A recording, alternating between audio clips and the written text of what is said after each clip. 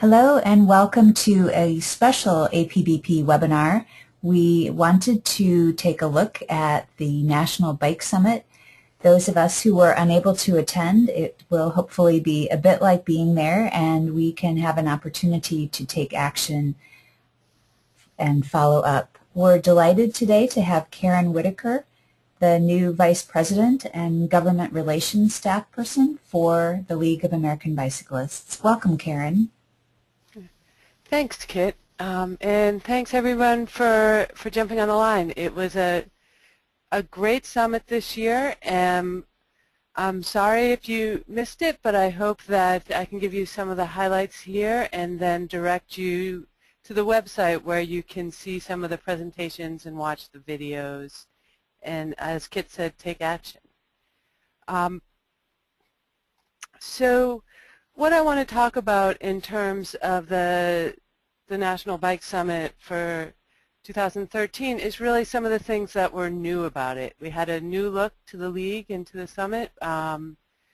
We really tried to use this summit to build a new community and to look forward to a new policy direction, especially now that MAP 21 has passed. This was an opportunity to move on from that and look for new opportunities.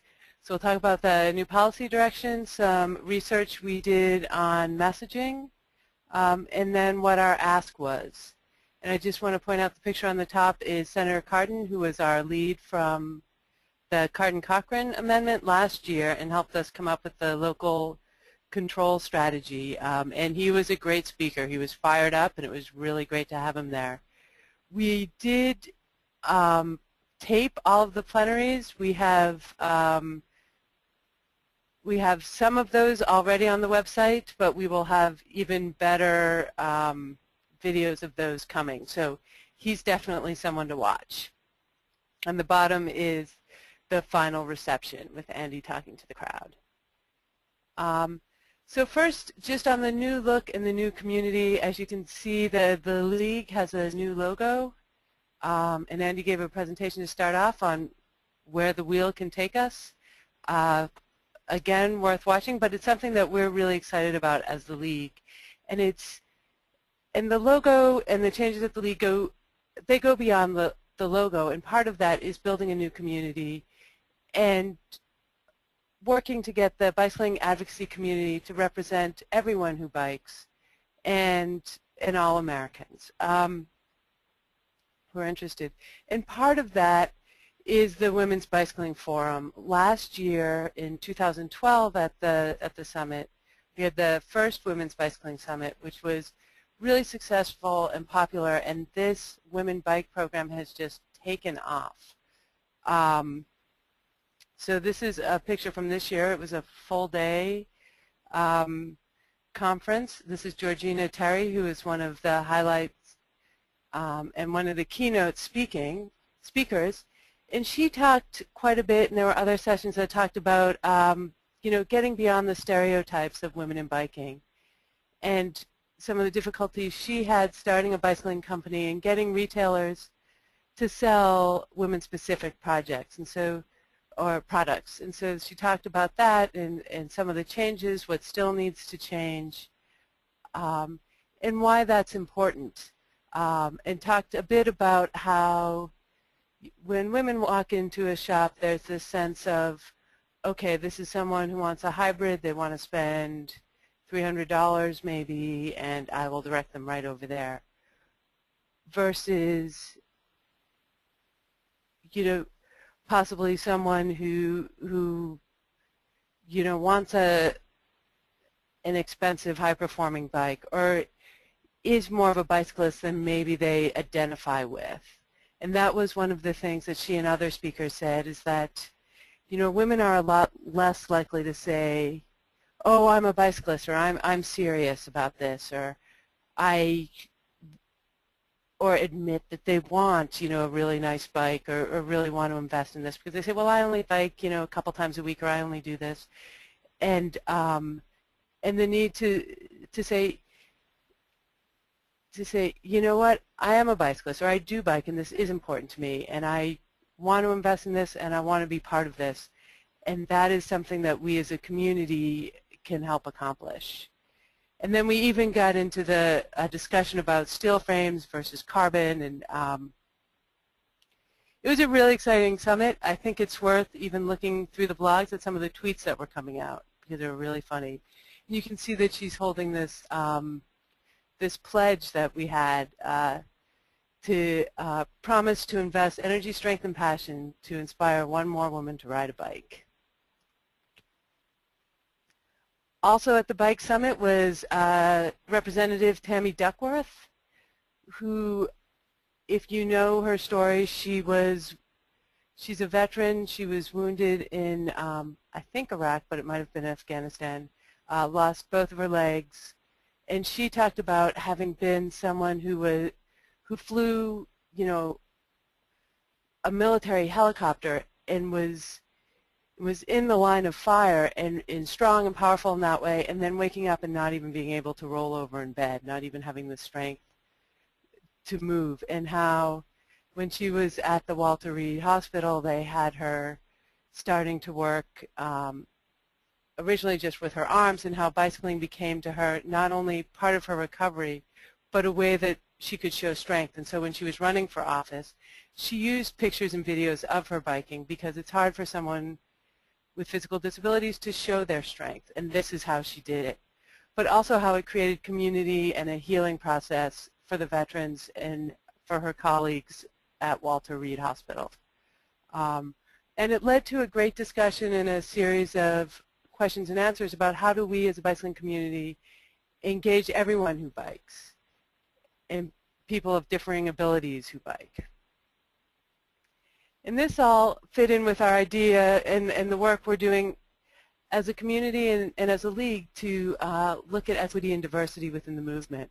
One of the things that the league has done is that we've started an Equity Advisory Council. There's 10 members, 4 of whom are pictured here.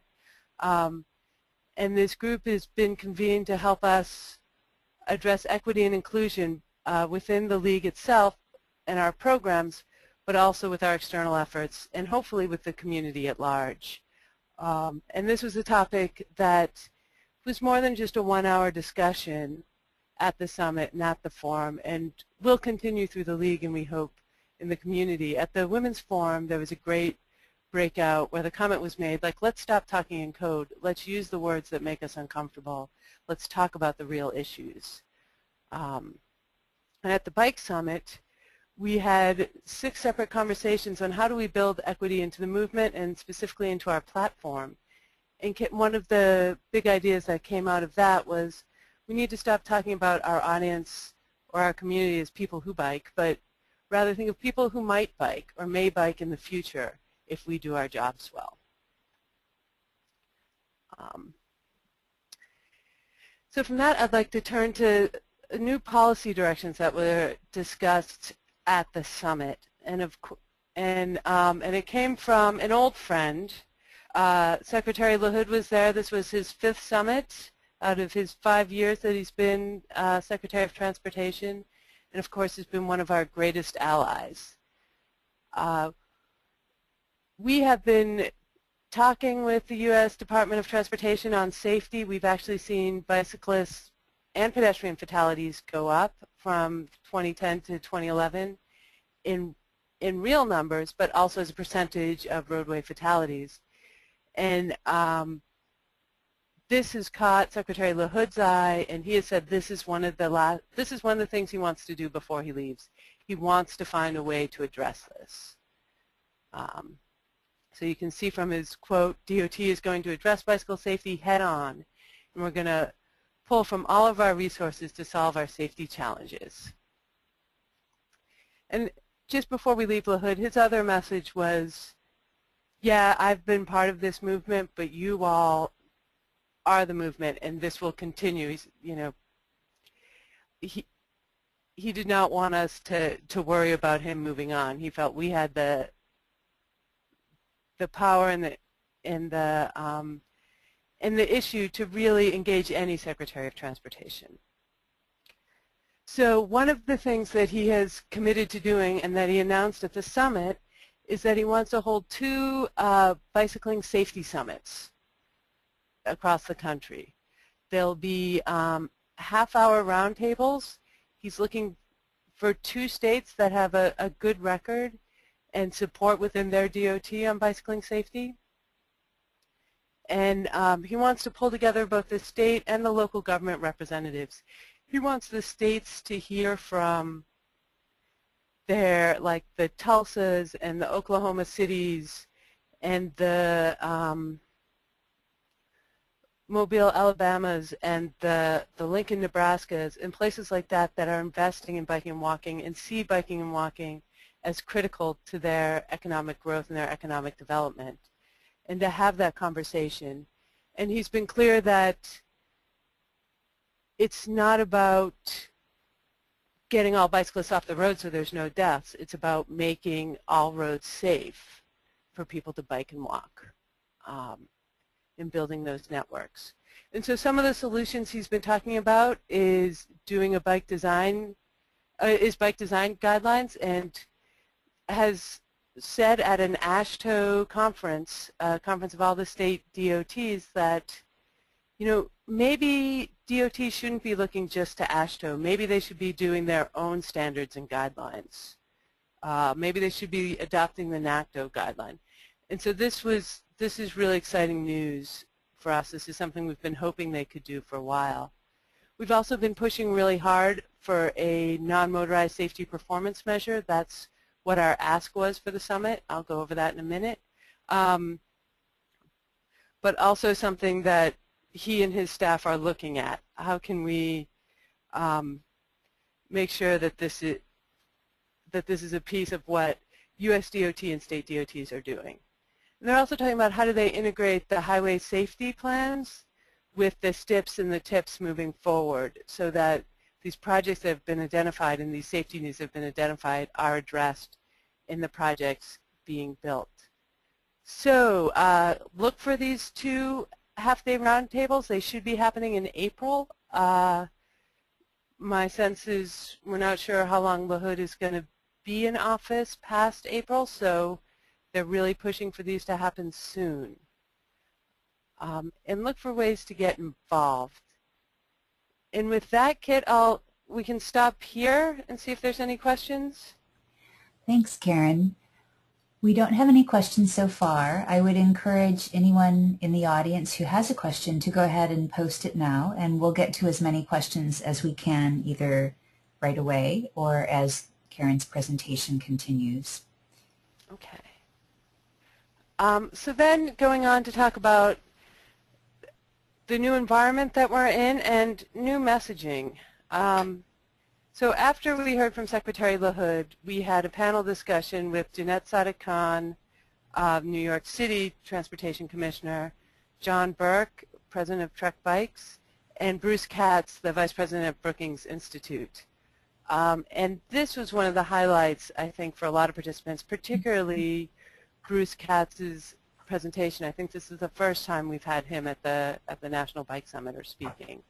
And so he started off talking about the demographics and what's been happening across the country that have helped this movement and how this movement is part of that. He talked about smaller households, people waiting to have kids, having less kids, young people putting off getting their driver's licenses, and people moving back to town centers and cities. And his conclusion was that the movement just fundamentally represents the future of our country. And then the panel went on to discuss, so what's happening now and what's the next step. Talked a lot about the urbanization of the suburbs, and as the cities become more and more popular, the suburbs are going to follow. I already mentioned places like Tulsa and Omaha and Oklahoma City and places like that, and I did in part because the Advocacy Advance team was recently out at Tulsa, and they had local elected officials standing up and saying, we're being left behind. If we don't invest in these things, our young people are going to leave and go to places like Portland, so we have to do this for our economic viability. We saw the mayor of Wichita in his State of the City talk about the need to bring more bicycling and more walking and bike and walk friendly communities to the city. So that was exciting. So that competition for workforce is something they're all taking really seriously. And he also, Bruce Katz also talked about manufacturing and how bicycles and bike components, some of that is still made in the U.S. and it's one of the few durable goods that are still made here. And so the bicycle industry actually has an opportunity to really play a role in the economic recovery and in the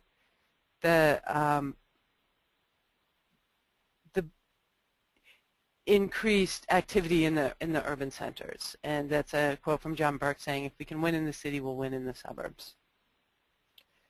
And then this is something that I found that we did that I'm really excited about. So that after MAP 21, when we were thinking about, okay, what are we going to ask for in the next 2 years? What should our federal strategy be? How do we move on from MAP 21?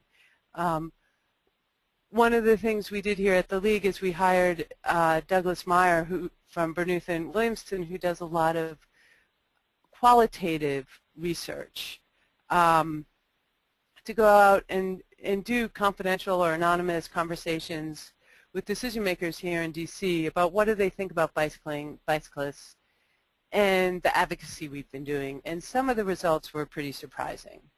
And one of the things Douglas said is that this is a study of perception, but in his world, and I think in politics in general, perception is reality. So that's something to keep in mind. So what he did, he had 30 conversations with Congressional Hill staff, with DOT staff, Federal Highway staff, and then other transportation interests like AASHTO, other governmental groups, Chamber of Commerce, folks like that, not necessarily the T4s of the world, but the other big transportation interests. For congressional staff, he had 10 Republicans, 10 Democrats. The opponent or supporter, the way this worked is I gave him a list of folks that are key in making decisions on transportation here in DC, and I labeled them whether they were opponents or supporters during the MAP 21 campaign. And so of all the people he talked to, they were slightly on the supporter side. So 0 would have been completely neutral, 2 would have been our biggest supporters, -2 were our biggest opponents. So we were at a +0.4 there. And here's some of the findings that were really exciting.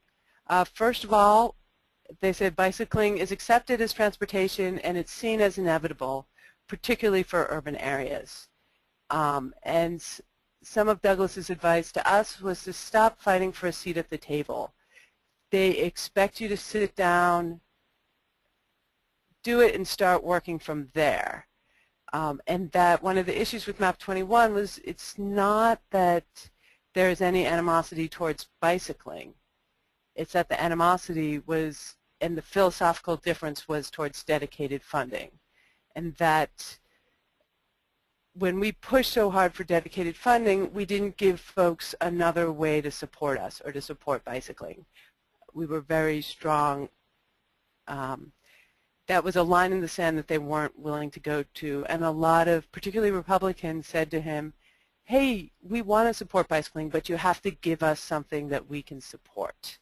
And you didn't do that last time. So that was, for me, doing federal policy, that was a really interesting and important lesson, I think. In terms of MAP 21, the sense was that we didn't lose. You know, we didn't save dedicated funding necessarily, but the transportation bill, Safety Lou, was passed in 2005, and a lot has changed from 2005 to 2012. There's a, you know, and if you look at where we started in 2011, we did a lot better than people expected us to. A lot of our friends on the Hill felt like they worked really, really hard for us, and that they did win for us, and in some cases they won for us at the expense of other progressive transportation causes, and we have not recognized that or thanked them for that.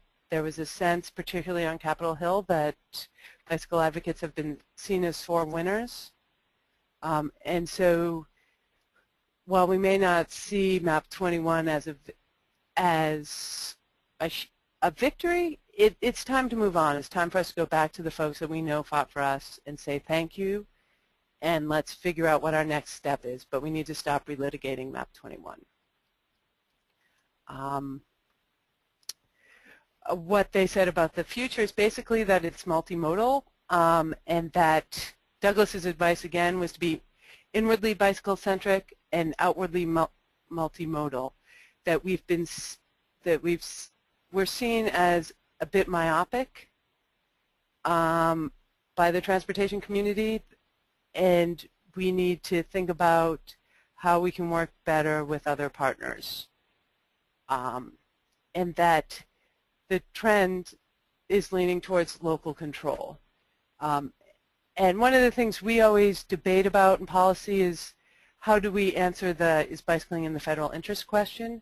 And what folks were saying to him is that the federal interest is the local. It is the local economy. It is this need to attract the workforce that they want.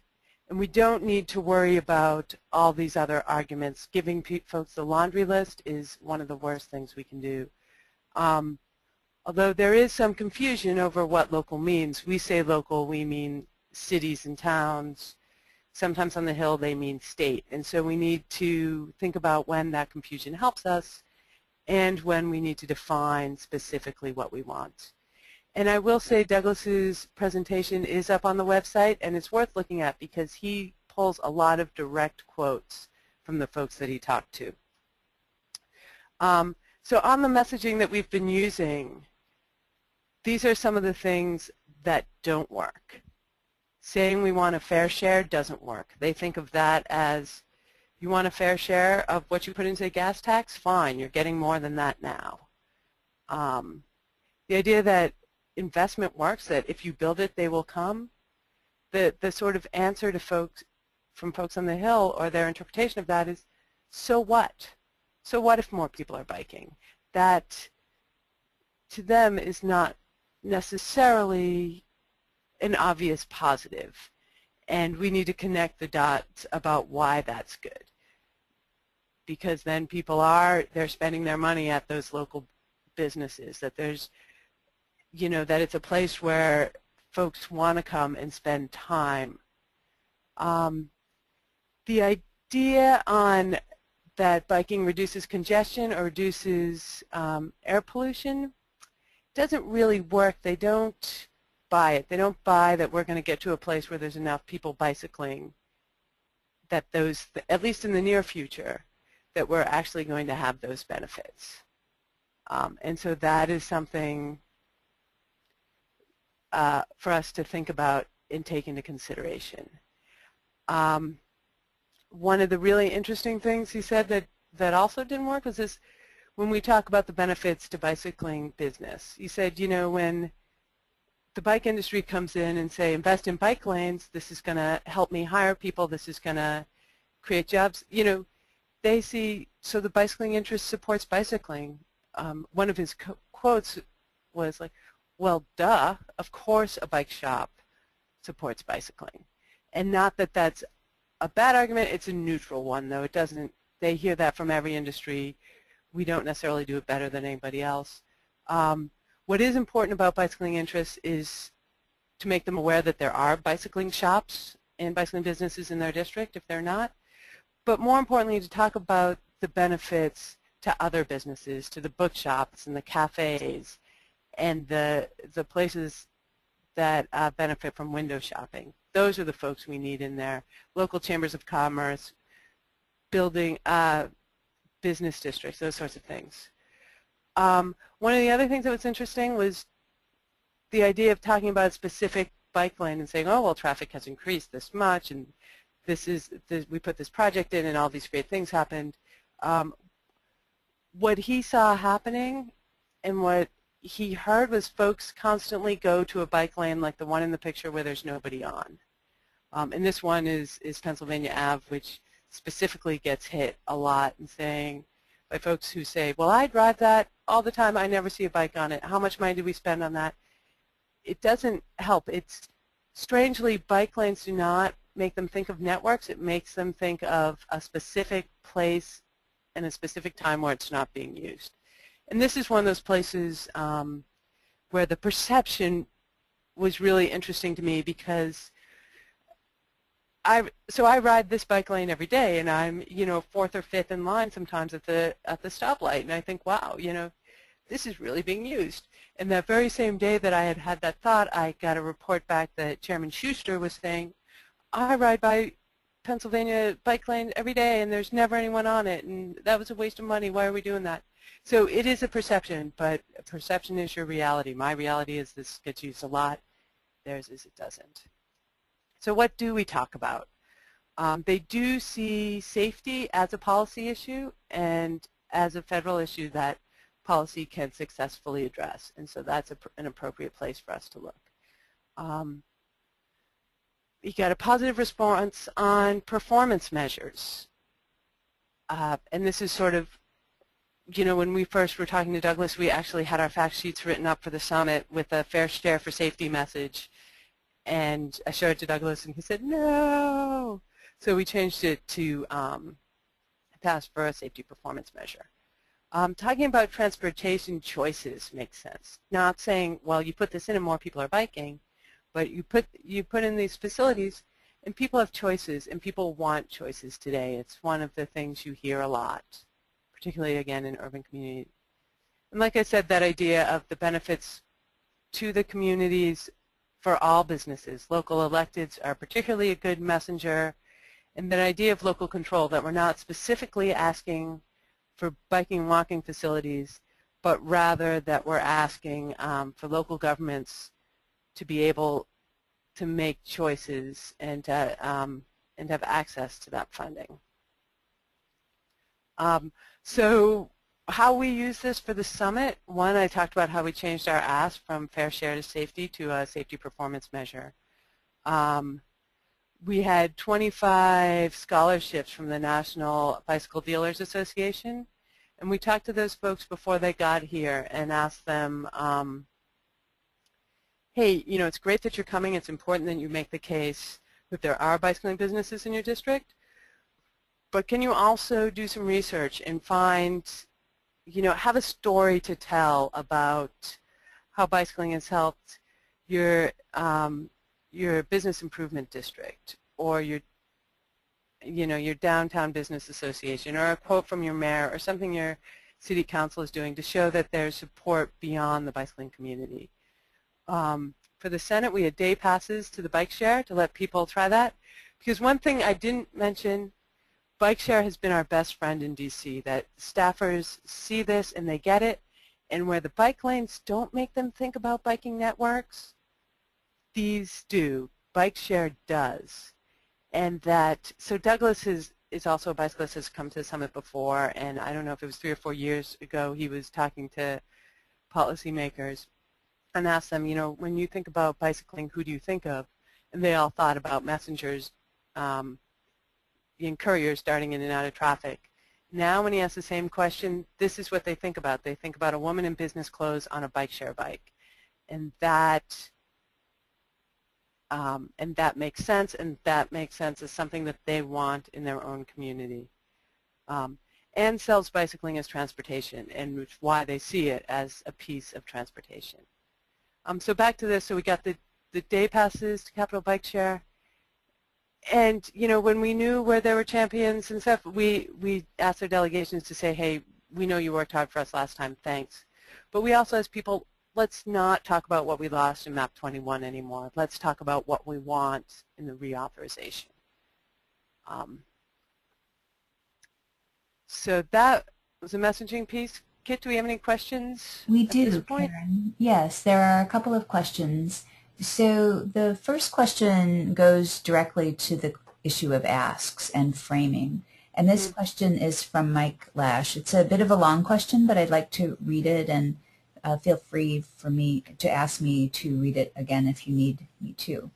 One of the arguments we hear from some, including Representative Schuster, chair of the House Transportation Committee, is that the federal government should not tell states to spend a certain portion of funds they receive from USDOT on bicycle and pedestrian programs. But this argument falls apart if the feds are telling states how to spend their funds when it comes to other modes of transportation, such as seaports, rail, aviation, or trucking, or even automobile traffic. Can you give us some examples of how USDOT does tell states how to spend their money when it comes to other modes? Well, one of the things I'll say is that MAP 21, and I'm going to talk about the Surface Transportation Bill because that's what I know, and I'm sorry I don't have enough information to talk about the rail lines or the aviation bill or that. But on surface transportation, MAP 21 gave states an unprecedented amount of flexibility. In just about every program, they can flex up to 50% of that to something else. So their congestion mitigation and air quality, or CMAQ, they can flex 50%. You know, the safety money they can flex, the transportation alternatives they can flex. They are moving to that flexibility model, and they will. And so we have, and I think that's what we're hearing, is that this dedicated funding piece is not a message that resonates on Capitol Hill. We worked really hard. We did an amazing, you know, we did save an amount of funds that are fairly dedicated to biking and walking, more than was expected and more than a lot of people wanted. And we saved it several times. There were 3 different votes in the Senate in the last 2 years that we won on this.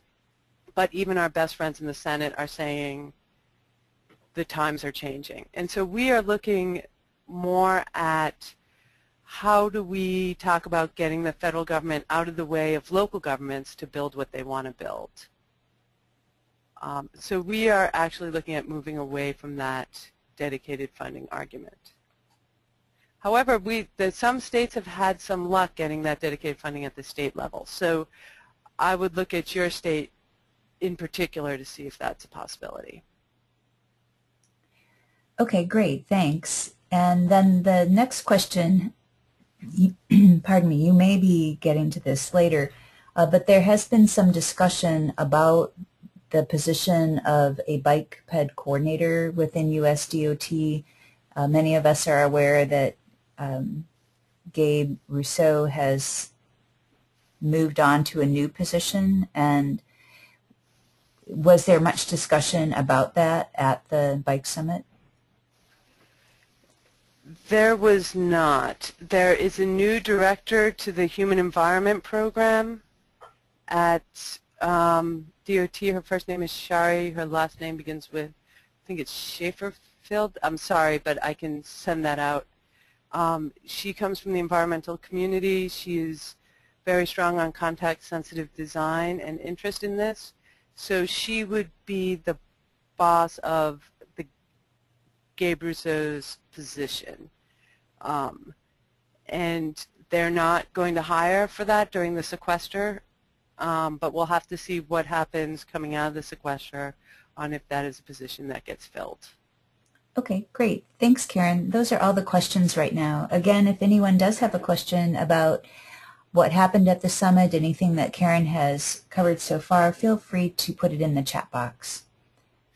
All right, so moving on to highlights. I want to highlight some of the breakouts and the Ignite speakers that we had. We had 2 folks who were honored by the White House as champions of change for transportation. One was Jason Roberts, who's from Building Better Blocks, who has done projects originally in his hometown of Dallas, but has been working with other groups and around the country to just go in and change a neighborhood overnight for a weekend and say, this is what it could look like. You know, literally goes in and paints the bike lanes and brings in, hey, there used to be an ice cream shop here. We'll set up a pop-up business that does that. There used to be, you know, this kind of store here. Let's set up a pop-up business. And for a weekend really makes people say, hey, this is what it could look like. Why doesn't it look like this? And how can we make our community look like this? So he had a really popular session. He has his own organization. He does go around and speak. He has a partner who is an engineer who can answer all the engineering questions you have about how does this work. He's done a TEDx talk, and so that's another place you can look him up. But he was really popular, had a hard time getting the folks out of that room. And then we also had Veronica Davis from Black Women Bike, who is here in DC, who started an advocacy organization. And she talked about how do you do that, and how do you do that with, you know, specifically for black women who don't necessarily, you know, flock to existing advocacy groups. How do you get them out into a group? How do you get new people on a bike and people who haven't been on a bike for a while? And, you know, talking about some of the innovative things she does, where she works with the Capital Bike Share to say, hey, can we borrow a couple of your bikes in a neighborhood, and takes people out to learn to bike on that, so they don't have to invest in a bike right away, so that they can try it for 20 minutes. And things like that. So that was another really popular talk that we had. And I'm skipping a bunch of them. I just can't go through them all, but did want to highlight a couple of folks. Mayor Greg Ballard from Indianapolis came, and he spoke both in a plenary and did a breakout that was called From Zero to Hero, about the changes that he did in Indianapolis, from having 1 mile of bike lane to 75 miles of bike lane within a couple of years, and still building on that and doing a lot of policies, et cetera, around that, and why he did it. Yes, he does bicycle himself, but that was not part of his decision. It was about that, what is good for Indianapolis and how do we make that happen. And so it was really exciting to have him there, and he was a huge hit. We had, I think it's the National Conference of State Legislators. They had a panel. They had 2 state senators, one from Virginia and Delaware. We had someone else signed up, a libertarian-style Republican from Colorado who had to stay home the last minute for a vote. But a discussion about, so what happens at the state level, and how can we move at the state level, and that's where there were some discussions about how do you do dedicated funding, and how do you work with folks who say this isn't even a state issue, and so that was, and how do we pay for transportation? That was another big topic, another very popular one. We had a session on reform and reformers, and state and some local. The picture on the bottom is Chuck Mahone, who runs Strong Towns, and he comes at this from a fiscally conservative perspective on why sprawl doesn't make sense, why it can be seen as a Ponzi scheme, and why we should be looking at smart growth for our economic viability. Also very popular, also on that panel, was Jeff Anderson from Smart Growth America, who's been doing a lot of state DOT reform from the inside. We also had some workshops. We had a social media session, another really popular one, ran out of time, and also a writing workshop where we had a couple of folks from Boston.com who write a blog about bicycling, and had a real workshop where people had pens and papers and working on writing their story, and then talking about how would we get that out there. So those were a couple of the sessions. This was another one that I was particularly excited about. At America Bikes, we are deciding our federal platform moving forward, and what are the things we should be asking for 2014 when the next reauthorization comes up and beyond. And when I started at America Bikes, we sat down, the board sat down and wrote out the platform. This is what we want, this is what we're moving forward on. And as the lobbyist for America Bikes, that was That was my blueprint. If it was in the platform, I worked on it. If it wasn't, I didn't. This time around, we said, okay, let's step back. Let's get some broader input. As decision-making is devolving in transportation, let's also devolve our decision-making. And so we did some surveys, both of leaders and of supporters, so I hope some of you helped with that. Thank you. And so we have some of those survey results, which we're still analyzing, but we used some of that and took it to the summit. And in the summit, we had, in each breakout session, we had sessions where we asked people, what do you think should be our federal platform? What's next for Safe Routes to School? You know, what are some of the changes we can make for transportation alternatives in the new bill? How do we build equity into policy? So that was some of the discussions I talked about before. Next steps for recreational trails. How do we work with transit?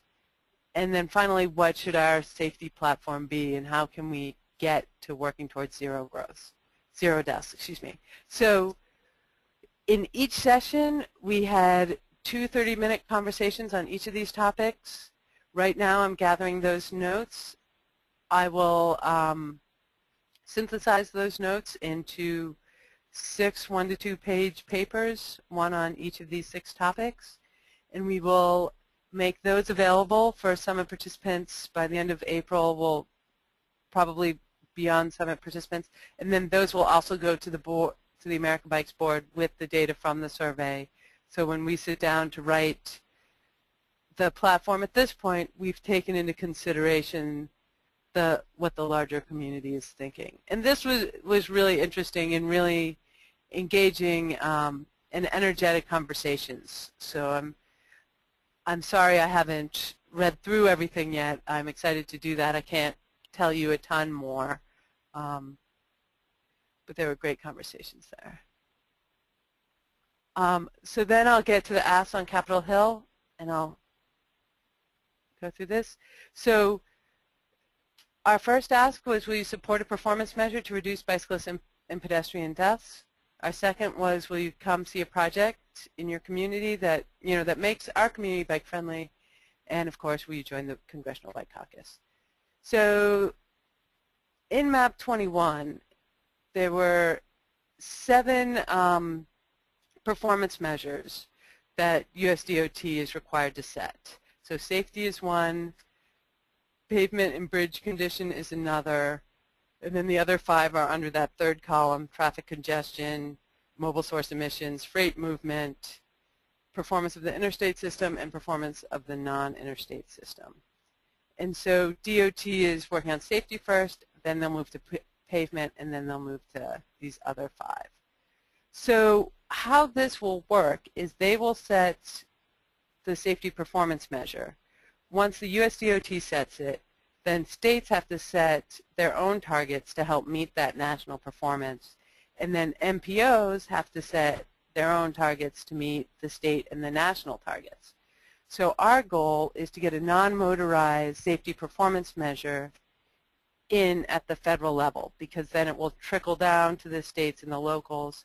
And if we can get into safety, that will help us get it into some of these other ones coming up, whether that be congestion or performance.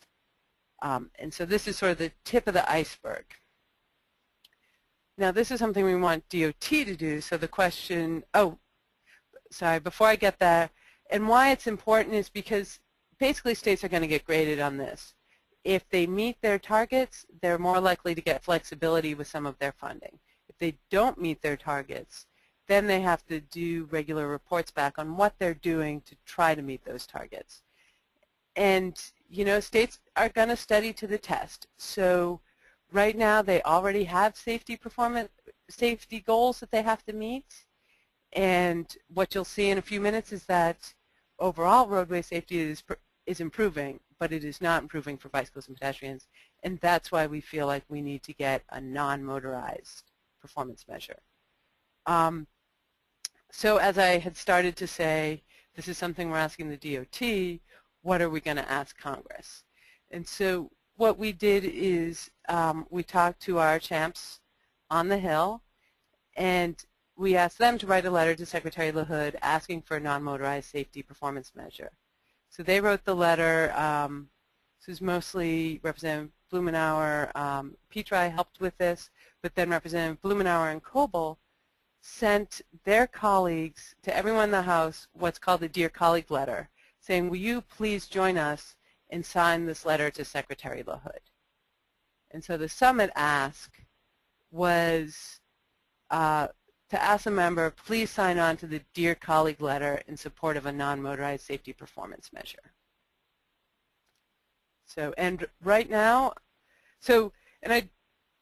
last fall we did a similar letter, a very similar letter. We got 19 signatures. This year, after the Bike Summit, we're up to 39 as of yesterday, and it's open till next Wednesday. So this is something we are asking members to sign on to. I will say we had hard copies of the letter for Summit participants to hand out. We do not have an electronic version. It's just not the way things are done on the Hill. But every member has access to that. So if you are interested in asking a member to sign on to it, they have it, or they can ask Representative Blumenauer's office or Representative Coble's office for it. Karen, how will we know so why? Excuse me, Karen, how will we know who has already signed on?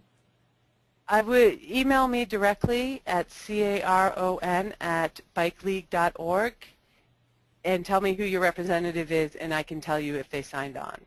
Perfect. Thank you. Yeah. It is also Hill etiquette not to release the list until the closing of the letter, but it is okay for me to say, okay, this person's on, this person's not. I feel so good about that That's since the way it's done. Petri is my representative, so yay. Yeah, and one thing I will say about Mr. Petri, who's in this picture, he helped write the letter. He did not send the Dear Colleague because he felt that now that he is in his leadership position on the Transportation Committee, it's inappropriate for him to ask his committee members to sign on. Like, that's a little bit of pressure given his leadership role. That is a very common piece, but I do want to stress how much of an ally he has been, how much of a champion he has been, and that this, again, proper etiquette that the chairman of a subcommittee does not send the Dear Colleague. And so Representative Coble from North Carolina stepped up to do that. And both Petri, Representative Petri and Representative Blumenauer were at the summit. So what's our argument for this? It's that overall, between 2010 and 2011, overall highway fatalities fell by 2%, but bicyclist, pedestrian, and motorcyclist fatalities have increased. And so there's something going on here that needs to be addressed, the inside versus outside the car issue. And to take a longer view of it, the percentage of highway fatalities that are bicyclists and pedestrians have increased every year since 2008. At the same time, funding for highway safety has not increased. It's just sort of stayed the same. And the number of states that are actually spending any of their highway safety improvement funding is minuscule, 2 to 7 states. So that's our safety ask. Our other ask, and this is something anyone can do whether you're at the summit or not. You can call your district office and invite them to come see a local project. We had this ask in a lot of meetings, and a lot of folks said yes, this was very popular. So, and this is also something that came through in the research that we did, that what convinces folks is that experience of seeing something really matters. And of course, there's our co-chairs of the caucus, your own representative, Mr. Petri, and Mr. Blumenauer. We asked folks to join the Bike Caucus. In the Senate, we had a slightly separate ask. We asked senators, or we expressed our support for Sally Jewell as the nominee for Secretary of the Interior. In her role at REI, she has been a big supporter of bicycling. She's also been a supporter of conservation, and the argument we were using was this, that she has shown a balance towards economic viability and preserving our national legacy. And nationwide, REI has 24 locations that are bicycle-friendly businesses, so this has been something that she has valued. And her hearing was actually the day after the Bike Summit, so it was a very timely ask. So I'll just quickly go through these. We had, on the day we had Capitol Hill Day, there was a threat of snow that never materialized, but as a result, the federal government was closed. However, did not stop the bike advocates. Congress still had some votes, so most offices were open. We even had folks who stayed on and did their visits on Thursday and Friday when their offices were closed. Here's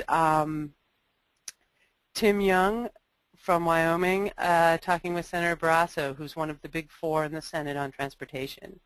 So a great meeting. We had about 400 scheduled, and we're guessing about 350 of those happened. We're still confirming that. And then here's another one that was tweeted out actually by Eric Cantor's office. This is Eric Cantor with the Virginia delegation, where he talked about the fact that Virginia is one of those cities that's losing its young people, and how can we make Richmond, Virginia more bike-friendly to attract folks, and talking about the National Biking Championship that will be happening in Richmond, Virginia. I think it's 2015. It's 2014 or 2015. So this was a huge coup, I think, by our friends in Virginia, which we're pretty excited about. To see more about the summit, you can go to our Flickr site, which is here. You can go to you can see the presentation videos on YouTube, and the presentation PowerPoints at our own site, bikeleague.org/conferences/summit13. And if you go to that bottom site, there will also be links to Flickr and to YouTube. So that's it, and I'm available for questions if there's some. Thank you, Karen. Would you repeat your email address in case anyone does want to contact you about whether there's a representative has signed on? Sure. It's Karen@bikeleague.org, and Karen is spelled C-A-R-O-N. All right. Thank you so much. We don't have any additional questions from the audience. We would like to recognize, on behalf of the American... Sorry about that. There's my email. Oh, perfect. Thank you. It's good to see that as a reinforcement. We're delighted, Karen, that the League of American Bicyclists has enabled you to make this presentation today. It really will contribute not only to the understanding of those here today, but because the webinar is being recorded, it will be available for others to watch and be able to engage, I think, for the next several years as we work through reauthorization. APBP wants to salute the League for the work that you've done to analyze what kind of asks do work. At the national level, probably many of those concepts also are more persuasive at the local level as well. So we learned a lot today, and we, now that you've shown your email, if I have a question, if you would go back to the links, and we will also send those links out to you in the audience. So Beth, thanks for asking for that, Beth Thomas. It's a nice review to see all your slides. And APBP would also like to recognize and thank our member David Henderson for his suggestion to do this webinar. And I want to give a shout out to Deborah Gakes, our APBP staffer who coordinated this. So thanks, Deborah, for that. And David, thank you for your suggestion. I would encourage everyone participating today and those who are listening in the future to remember that things change because you make an ask, and whether that ask is asking your association to provide information about an event that you want to know more about, or whether it's an ask at the local, state, or federal level, it really does make a difference. You're persuasive people and you can affect change. On that note, Karen, thank you again for your presentation. Thank you everyone who attended today. And with that, we'll wish everyone a good afternoon and end the webinar. Thanks again. All right, thanks. Bye-bye.